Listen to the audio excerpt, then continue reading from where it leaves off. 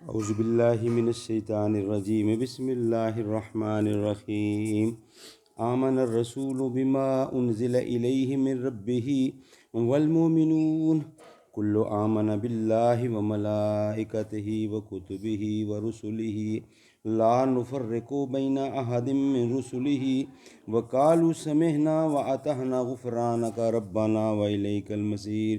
لا یکلف اللہ نفسا الا وسعها لها ما کسبت وعلیہا ما اکتسبت ربنا لا تؤاخذنا ان نسینا او اخطانا ربنا ولا تحمل علینا اصرا کما حملته علی الذین من قبلنا ربنا ولا تحملنا ما لا طاقت لنا به واعف عنا واغفر لنا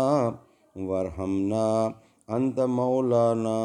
فانصرنا علی القوم الکافرین۔ مان لیا رسول نے جو کچھ اترا اس پر اس کے رب کی طرف سے، اور مسلمانوں نے بھی سب نے مانا اللہ کو اور اس کے فرشتوں کو اور اس کی کتابوں کو اور اس کے رسولوں کو۔ کہتے ہیں کہ ہم جدا نہیں کرتے کسی کو اس کے پیغمبروں میں سے، اور کہہ اٹھے کہ ہم نے سنا اور قبول کیا، تیری بخشش چاہتے ہیں اور ہمارے رب اور تیری ہی طرف لوٹ کر جانا ہے۔ اللہ تکلیف نہیں دیتا کسی کو مگر جس قدر اس کی گنجائش ہے، اسی کو ملتا ہے جو اس نے کمایا اور اسی پر پڑتا ہے جو اس نے کیا۔ اے رب ہمارے نہ پکڑ ہم کو اگر ہم بھولیں یا چوکیں،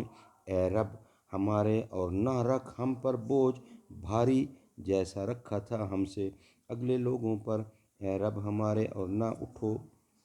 نہ اٹھوا ہم سے وہ بوجھ کہ جس کی ہم کو طاقت نہیں،